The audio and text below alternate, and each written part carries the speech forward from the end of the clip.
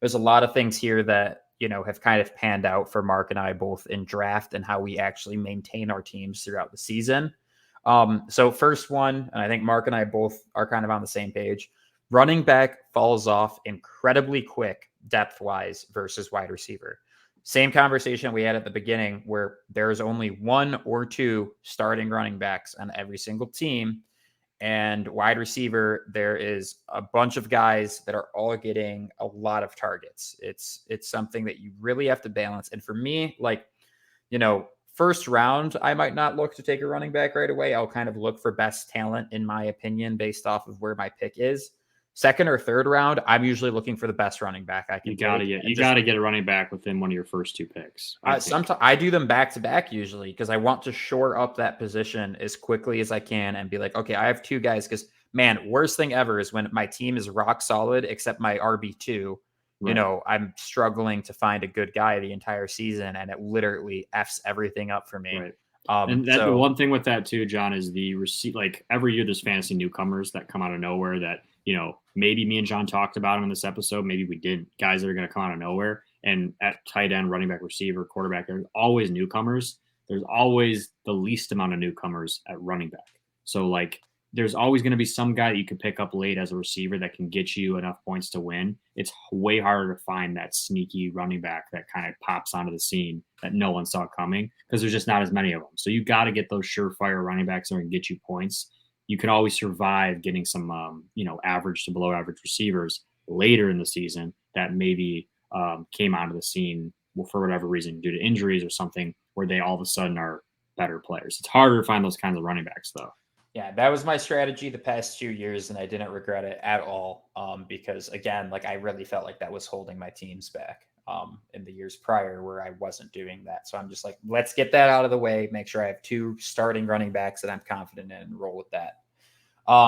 Next one, kicker in the last round. And I put this one in here because Mark and I had a disagreement on this, but I honestly feel like, man, if you can grab a guy like Justin Tucker, who really is good for 9+ points every single freaking game, why not? Right? Because the other alternative is you get a guy, in the very last rounds, bottom of the barrel kind of situation, and that guy isn't contributing. And to me, it's like, I don't care about the position. I can care about how many points you're actually giving my team week in and week out.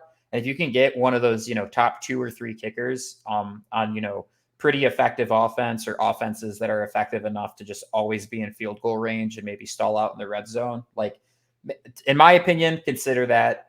I don't think there's any shame in drafting a kicker, higher than the last round that you're drafting. That's just my personal take on it. I don't know about good kickers, and a little inside of that. Good kickers to get are one, guys with big legs, so like Justin Tucker, and obviously consistency, but also offenses that don't have good red zone efficiency.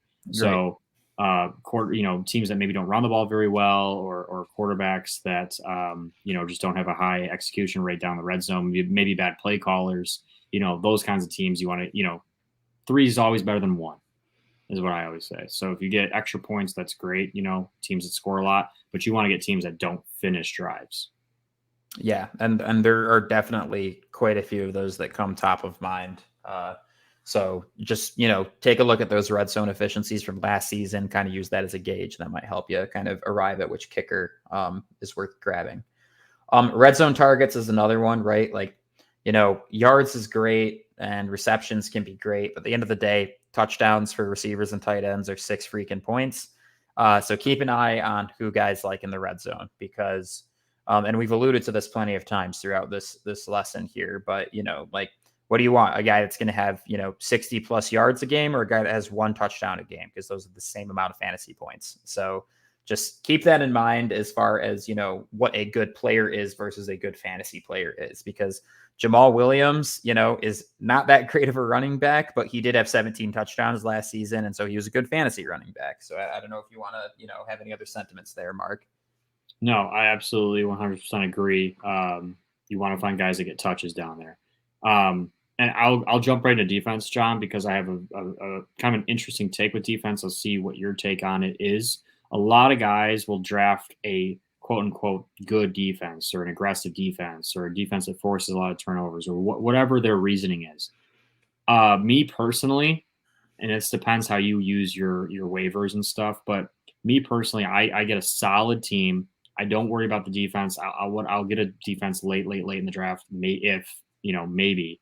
And then what I'll do is week to week, I will look for the best matchup, and I will pick up. I don't care if a defense is bad in their first 3 games. If they're playing against Anthony Richardson and in the first 3 games he threw 4 picks in each game, I'm picking up that defense and I'm playing it against Anthony Richardson. So that of all, in terms of matchups, and we talk about how important that is in terms of schedule, get a defense each week. At least that's what I've done in recent years. That is playing a bad quarterback, a bad offense, a team that turns the ball over a lot, because bad offense and mistakes on offense are going to get you more points defensively usually than good defenses, if that makes any sense. I couldn't agree more with that, and that is exactly the strategy I've been using for damn near a decade at this point. Way back when the Jets were arguably the worst team in the league, I would just look for whatever defense was playing against the Jets every week, and they would be solid for getting me points every time. Interception heavy quarterbacks, inefficient offenses, you name it. That's how I run it, is look for the bottom 5 worst offenses or quarterbacks in the league. Look at the defense that's on the other side of that going into the week, pick them up off of waivers. That's very rarely are you going to find a defense that's consistently that you don't, that you can just trust to leave in your lineup every week. I mean, unless the 85 Bears are, come out of nowhere, like you're not going to find many defenses in today's world that are going to be consistently the best defensive option every week. I mean, last season, like Jets and Denver might have been the only. But even they had games where, they had games where they gave up 30+ points and stuff Yep. And then going on to quarterback, right? I think Mark and I both are in the same opinion. You only need one quarterback. There's 32 of them. Chances are you're in a 10 to 12 person team. That means there's 20 plus quarterbacks that are going to get you points just fine. That won't be drafted or will be drafted as a second stringer or whatever. So I think Mark and I both are in the perspective, like I usually don't look to draft a quarterback until like round 7, 8, 9. And again, don't worry if you don't have one of those top 5 quarterbacks like we had on our list, because truth be told, the difference between what Geno Smith or Jared Goff's going to get compared to Mahomes and Allen isn't that drastic. Marginal at best. It's very, yes, those guys will get more points than those guys typically, but it isn't going to make or break your team. And it sure as hell is not worth reaching early on for one of those top 5 quarterbacks. Like I wouldn't look to draft a quarterback until 5th or 6th round. The only exception to this is if you really want a quarterback that uses their legs. Those are the guys that do get, points in the high 20s or low 30s on a more frequent basis. Last year, that was basically Josh Allen and Jalen Hurts and nobody else. So, if you want to take one of those 2 guys in round 3 or 4 or whatever, if they're still there, go for it. Chances are some idiot will take them in the 1st or 2nd round anyways, and they're not going to be an option for you. So if that's the case, don't stress about it. Make sure your running game is shored up before that before worrying about quarterback or something like that.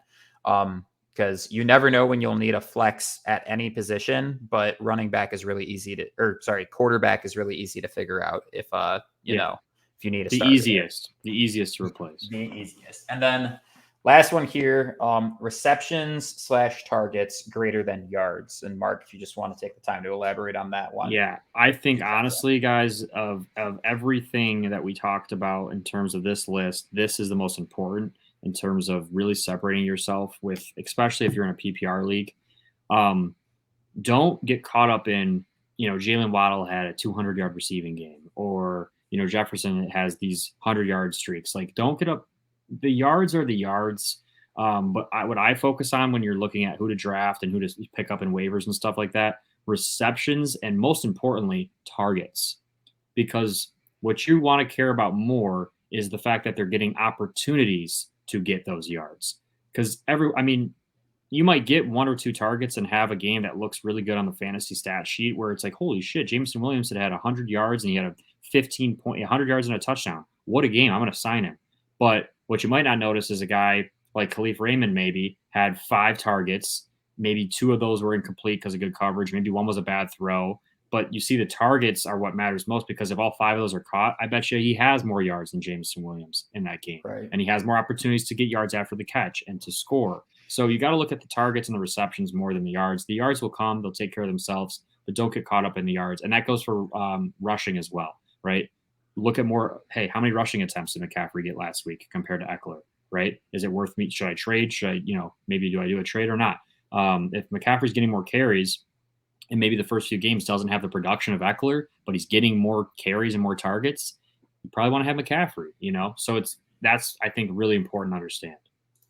Yeah, I couldn't agree more with you on that. I mean, again, and especially right, fantasy is a numbers game. You do not want the guys that get hot, a few games out of the season and then are duds the rest of all of the other Consistency is weeks. key, dude. Yeah. Consistency is key. So if you know that a receiver, a wide receiver 2 or 3 on a roster gets 8, 9, 10 targets a game, I mean, and like you said, maybe only receives half of those. At least he's getting 8, 9, 10 targets a game. Those are opportunities to score points, and I do think that's valuable.